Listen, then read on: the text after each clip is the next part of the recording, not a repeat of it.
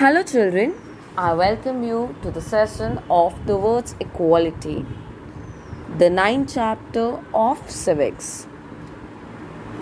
We have so far discussed that the Indian Constitution prohibits discrimination on the basis of religion, caste, creed, place of birth, gender, etc.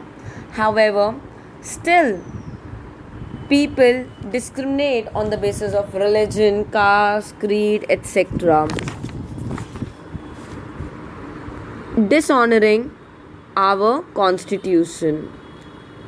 Wealth is unequally distributed in our country.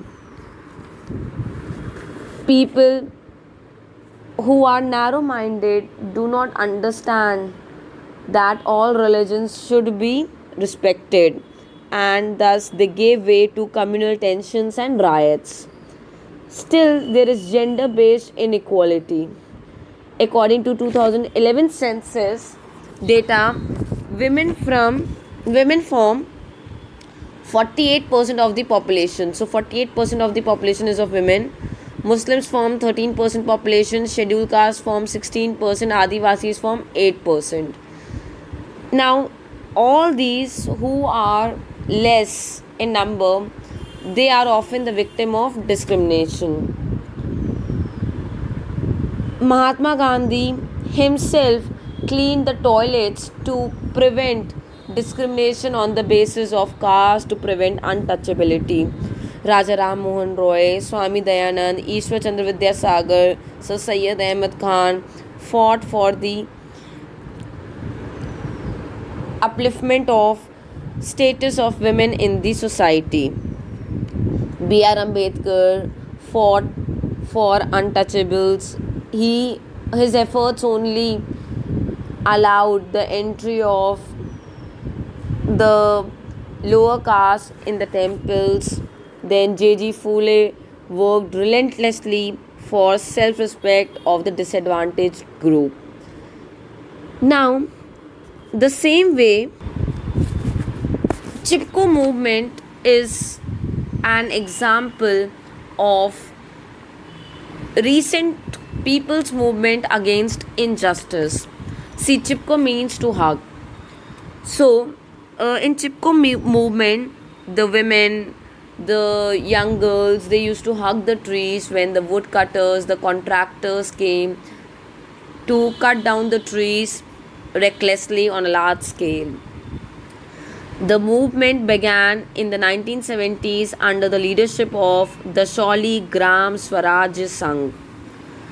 Women of Uttarakhand hugged the trees, preventing the woodcutters to cut them. They prevented deforestation activity. Deforestation in the name of industrialization has huge impact on us. Today there is lack of oxygen around. Climatic conditions are deteriorating. Greenhouse effect, global warming, all these are the results of deforestation in the name of industrialization. These women might not have access to higher education, but then they all were environmentalists. They all are environmentalists who understand that forest is our wealth. Then the people eliminated these contractors and managed the forests. This movement gained momentum under Sundarlal Bahuguna, and he gave the slogan, ecology is the permanent economy. This is so true. Our ecosystem, our ecology is our permanent economy, it is our wealth. Then other prominent activists of this movement were Chandi Prasad Bhatt. Chandi Prasad Bhatt stated that there should be growth of local small scale industries, and those small scale industries would of course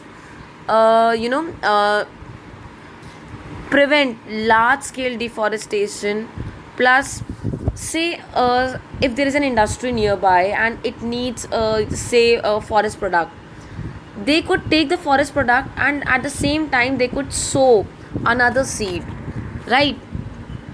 So this would help to maintain balance. This would lead to sustainable growth and development. And if the industries are set up in the rural areas, then the people of rural areas would not migrate to the urban areas. And when the people of rural areas would not migrate to the urban areas, this would help all of us, because the urban areas would not be overcrowded. Plus, there would be equal distribution of population. In cities there is shortage of food, there's shortage of clothing, there's shortage of water, because it's overcrowded. So there would be sustainable development. And plus the rural people would not cut down all the trees together and bring them to the city. Rather, they would use the forest product as and when needed, and at the same time they should sow another seed, so that balance is maintained in the environment. Gaura Devi also emphasized on sustainable use of forest products, and this is the need of the hour.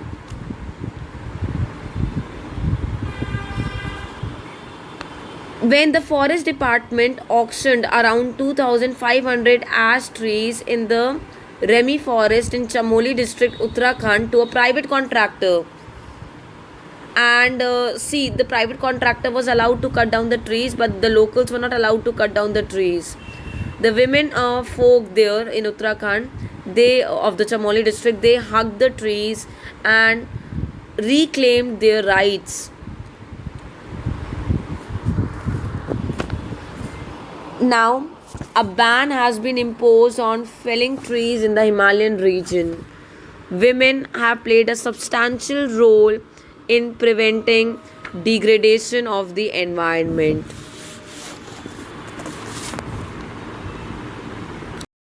Now, if I talk of Narmada Bachao Andolan, every time a dam is constructed, there is large scale destruction. First of all, large number of people are displaced from their places. When they are displaced, the government gives them money. However, the amount of money that government gives them is very very less, and they are not able to buy new houses in the same locality or nearby. They get homeless, their standard of living deteriorates, and they are pushed into the clutches of poverty.